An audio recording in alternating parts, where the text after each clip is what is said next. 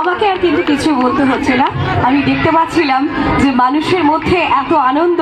অনেকেই নাচানাচি করছে, সত্যি এটাই তো